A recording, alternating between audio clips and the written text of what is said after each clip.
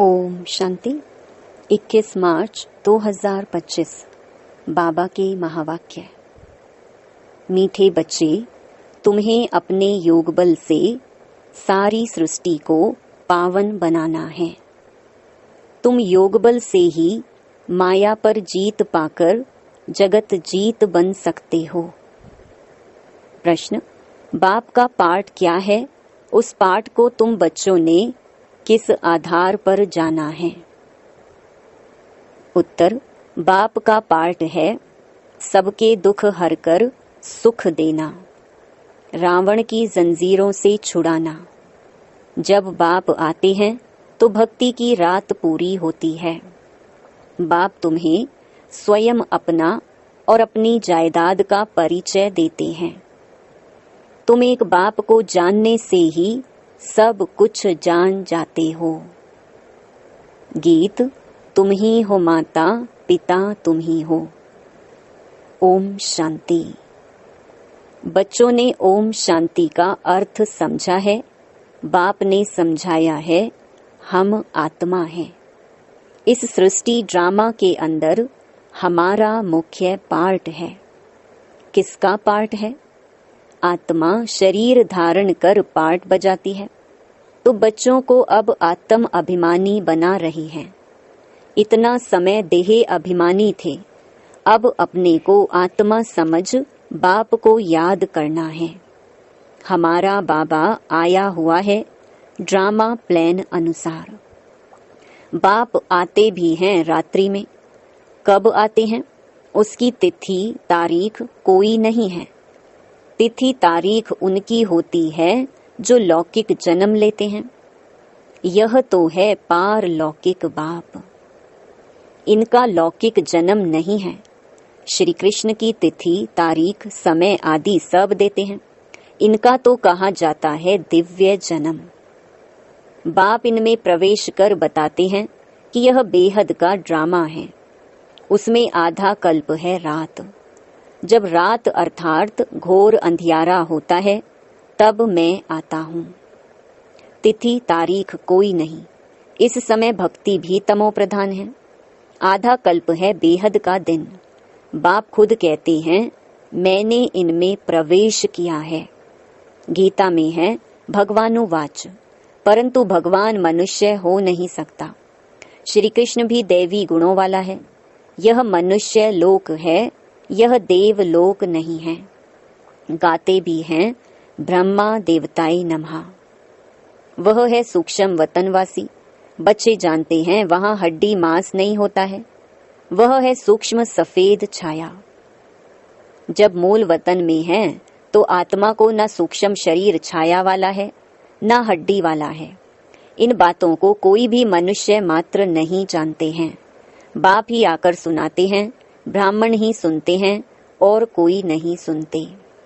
ब्राह्मण वर्ण होता ही है भारत में। वह भी तब होता है जब परमपिता परमात्मा प्रजापिता ब्रह्मा द्वारा ब्राह्मण धर्म की स्थापना करते हैं। अब इनको रचता भी नहीं कहेंगे। नई रचना कोई रचते नहीं है, सिर्फ रिजुवनेट करते हैं। बुलाते भी हैं, हे बाबा पतित दुनिया में आकर हमको पावन बनाओ। अभी तुमको पावन बना रहे हैं, तुम फिर योग बल से इस सृष्टि को पावन बना रहे हो। माया पर तुम जीत पाकर जगत जीत बनते हो। योग बल को साइंस बल भी कहा जाता है। ऋषि मुनि आदि सब शांति चाहते हैं, परंतु शांति का अर्थ तो जानते नहीं। यहाँ तो जरूर पार्ट बजाना है ना। शांति धाम है स्वीट साइलेंस होम। तुम आत्माओं को अब यह मालूम है कि हमारा घर शांति धाम है। यहाँ हम पार्ट बजाने आए हैं। बाप को भी बुलाते हैं, हे पतित पावन दुख हरता सुख करता आओ। हमको इस रावण की जंजीरों से छुड़ाओ। भक्ति है रात, ज्ञान है दिन। रात मुर्दाबाद होती है, फिर ज्ञान जिंदाबाद होता है। यह खेल है सुख और दुख का। तुम जानते हो, पहले हम स्वर्ग में थे, फिर उतरते उतरते आकर नीचे हेल में पड़े हैं। कलयुग कब खलास होगा, फिर सतयुग कब आएगा, ये कोई नहीं जानते। तुम बाप को जानने से बाप द्वारा सब कुछ जान गए हो। मनुष्य भगवान को ढूंढने के लिए कितना धक्का खाते हैं, बाप को जानते ही नहीं। जाने तब जब बाप आकर अपना और जायदाद का परिचय दे।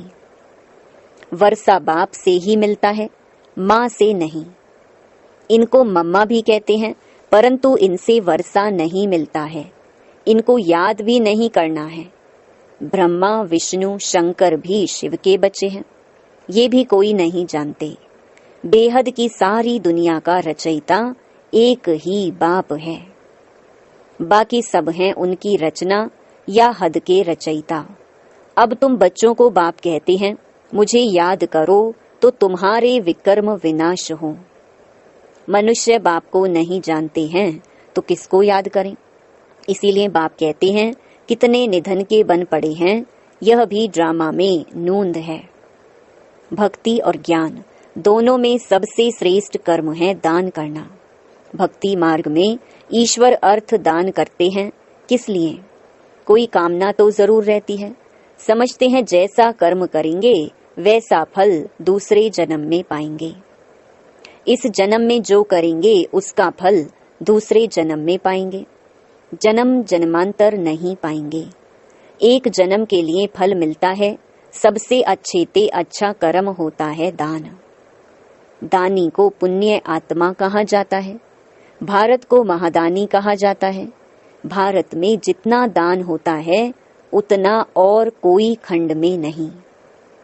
बाप भी आकर बच्चों को दान करते हैं, बच्चे फिर बाप को दान करते हैं, कहते हैं बाबा आप आएंगे तो हम अपना तन मन धन सब आपके हवाले कर देंगे, आप बिगर हमारा कोई नहीं। बाप भी कहते हैं, मेरे लिए तुम बच्चे ही हो, मुझे कहते ही हैं हेवनली गॉड फादर, अर्थात स्वर्ग की स्थापना करने वाला। मैं आकर तुमको स्वर्ग की बादशाही देता हूँ। बच्चे मेरे अर्थ सब कुछ दे देते हैं, बाबा सब कुछ आपका है। भक्ति मार्ग में भी कहते थे, बाबा यह सब कुछ आपका दिया हुआ है। फिर वह चला जाता है तो दुखी हो जाते हैं। वह है भक्ति का अल्प काल का सुख। बाप समझाते हैं, भक्ति मार्ग में तुम मुझे दान पुण्य करते हो इनडायरेक्ट, उसका फल तो तुमको मिलता रहता है। अब इस समय मैं तुमको कर्म अकर्म विकर्म का राज बैठ समझाता हूँ। भक्ति मार्ग में तुम जैसे कर्म करते हो उसका अल्पकाल सुख भी मेरे द्वारा तुमको मिलता है। इन बातों का दुनिया में किसको पता नहीं है। बाप ही आकर कर्मों की गति समझाते हैं। सतयुग में कभी कोई बुरा कर्म करते ही नहीं, सदैव सुख ही सुख है। याद भी करते हैं सुख धाम स्वर्ग को, अभी बैठे हैं नरक में, फिर भी कह देते फलाना स्वर्ग पधारा। आत्मा को स्वर्ग कितना अच्छा लगता है, आत्मा ही कहती है ना फलाना स्वर्ग पधारा। परंतु तमो प्रधान होने के कारण उनको कुछ पता नहीं पड़ता है कि स्वर्ग क्या नरक क्या है। बेहद का बाप कहते हैं, तुम सब कितने तमो प्रधान बन गए हो। ड्रामा को तो जानते नहीं, समझते भी हैं कि सृष्टि का चक्कर फिरता है तो जरूर हू बहू फिरेगा ना। वह सिर्फ कहने मात्र कह देते हैं। अभी यह है संगम युग। इस एक ही संगम युग का गायन है। आधा कल्प देवताओं का राज्य चलता है, फिर वह राज्य कहाँ चला जाता, कौन जीत लेते हैं, ये भी किसको पता नहीं। बाप कहते हैं रावण जीत लेता है। उन्होंने फिर देवताओं और असुरों की लड़ाई बैठ दिखाई है। अब बाप समझाते हैं 5 विकारों रूपी रावण से हारते हैं, फिर जीत भी पाते हैं रावण पर। तुम तो पूज्य थे, फिर पुजारी पतित बन जाते हो तो रावण से हारे ना। यह तुम्हारा दुश्मन होने के कारण तुम सदैव जलाते आए हो, परंतु तुमको पता नहीं है। अब बाप समझाते हैं रावण के कारण तुम पतित बने हो। इन विकारों को ही माया कहा जाता है। माया जीत जगत जीत, ये रावण सबसे पुराना दुश्मन है। अभी श्रीमत से तुम इन 5 विकारों पर जीत पाते हो। बाप आए हैं जीत पहनाने। यह खेल है ना, माया ते हारे हार, माया ते जीते जीत। जीत बाप ही पहनाते हैं, इसीलिए इनको सर्वशक्तिमान कहा जाता है। रावण भी कम शक्तिमान नहीं है, परंतु वह दुख देते हैं इसलिए गायन नहीं है। रावण है बहुत दुष्टर, तुम्हारी राजाई ही छीन लेते हैं। अभी तुम समझ गए हो हम कैसे हारते हैं, फिर कैसे जीत पाते हैं। आत्मा चाहती भी है हमको शांति चाहिए, हम अपने घर जावें। भक्त भगवान को याद करते हैं, परंतु पत्थर बुद्धि होने कारण समझते नहीं हैं। भगवान बाबा है तो बाप से जरूर वर्षा मिलता होगा, मिलता भी जरूर है, परंतु कब मिलता है, फिर कैसे गंवाते हैं, यह नहीं जानते हैं। बाप कहते हैं मैं इस ब्रह्मा तन द्वारा तुमको बैठ समझाता हूँ।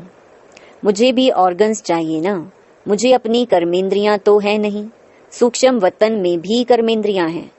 चलते फिरते जैसे मूवी बाइस्कोप होता है, यह मूवी टॉकी बाइस्कोप निकले हैं तो बाप को भी समझाने में सहज होता है।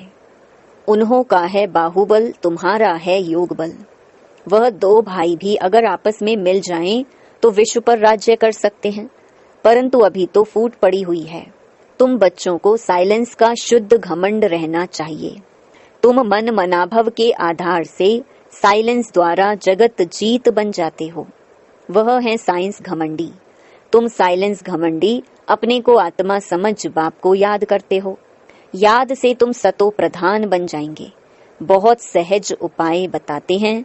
तुम जानते हो शिव बाबा आए हैं हम बच्चों को फिर से स्वर्ग का वर्षा देने। तुम्हारा जो भी कलयुगी कर्म बंधन है, बाप कहते हैं उनको भूल जाओ। 5 विकार भी मुझे दान में दे दो।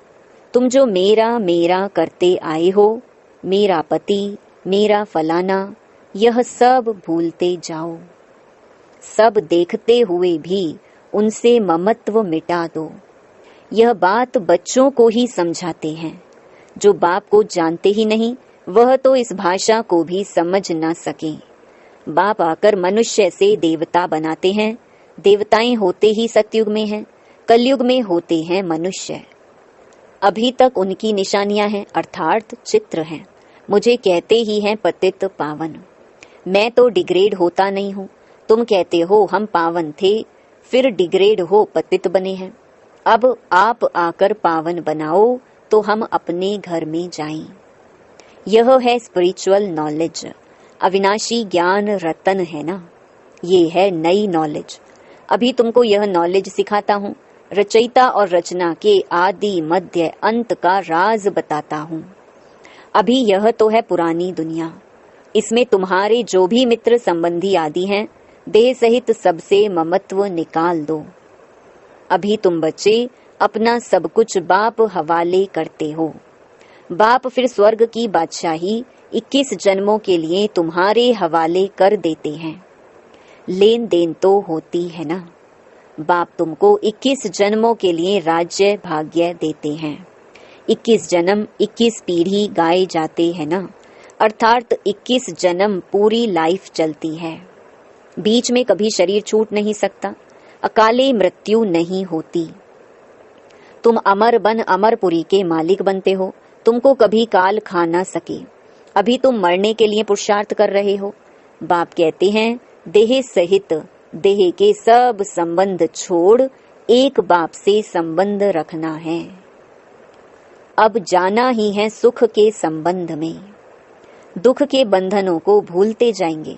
गृहस्थ व्यवहार में रहते पवित्र बनना है। बाप कहते हैं मामेकम याद करो, साथ साथ दैवी गुण भी धारण करो। इन देवताओं जैसे बनना है, यह है एम ऑब्जेक्ट। यह लक्ष्मी नारायण स्वर्ग के मालिक थे।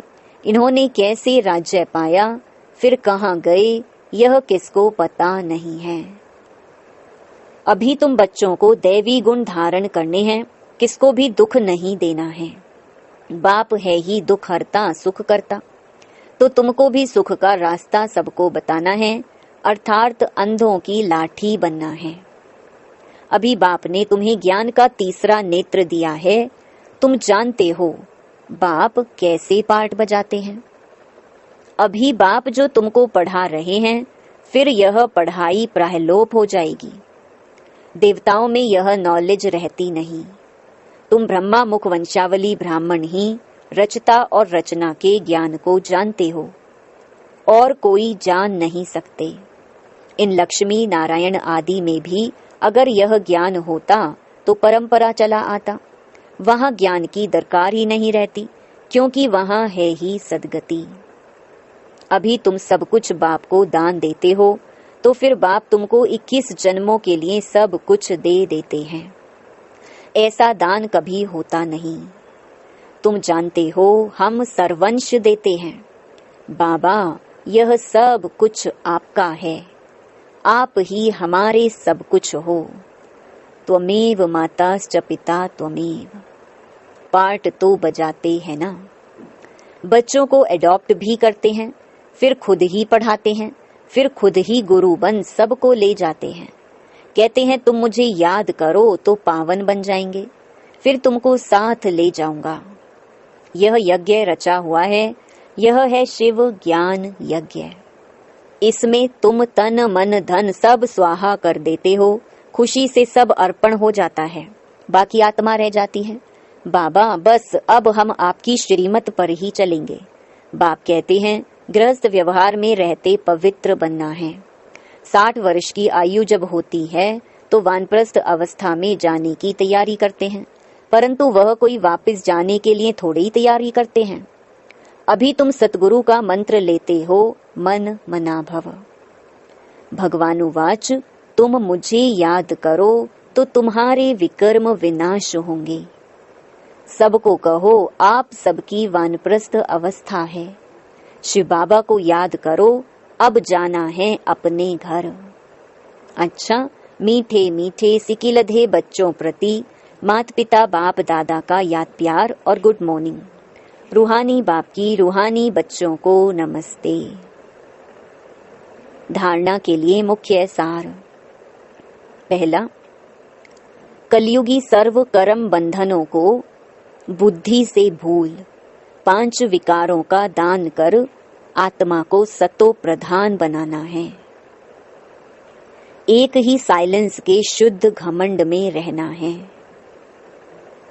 दूसरा, इस रुद्र यज्ञ में खुशी से अपना तन मन धन सब अर्पण कर सफल करना है। इस समय सब कुछ बाप हवाले कर 21 जन्मों की बादशाही बाप से ले लेनी है। वरदान, रौब के अंश का भी त्याग करने वाले स्वमानधारी पुण्य आत्मा भव। स्वमानधारी बच्चे सभी को मान देने वाले दाता होते हैं। दाता अर्थात रहम दिल। उनमें कभी किसी भी आत्मा के प्रति संकल्प मात्र भी रौब नहीं रहता। यह ऐसा क्यों? ऐसा नहीं करना चाहिए, होना नहीं चाहिए, ज्ञान यह कहता है क्या? ये भी सूक्ष्म रौब का अंश है। लेकिन स्वमानधारी पुण्य आत्माएं गिरे हुए को उठाएंगी, सहयोगी बनाएंगी। वह कभी यह संकल्प भी नहीं कर सकती कि यह तो अपने कर्मों का फल भोग रहे हैं, करेंगे तो जरूर पाएंगे, इन्हें गिरना ही चाहिए। ऐसे संकल्प आप बच्चों के नहीं हो सकते। स्लोगन, संतुष्टता और प्रसन्नता की विशेषता ही उड़ती कला का अनुभव कराती है। अव्यक्त इशारे, सत्यता और सभ्यता रूपी कल्चर को अपनाओ। सत्यता की शक्ति की निशानी है निर्भयता। कहा जाता है सच तो बैठो नच, अर्थात सत्यता की शक्ति वाला सदा बेफिक्र निश्चिंत होने के कारण निर्भय होने के कारण खुशी में नाचता रहेगा। यदि अपने संस्कार व संकल्प कमजोर हैं तो वह कमजोरी ही मन की स्थिति को हलचल में लाती है। इसीलिए पहले अपनी सूक्ष्म कमजोरियों को अविनाशी रुद्र यज्ञ में स्वाहा करो। ओम शांति।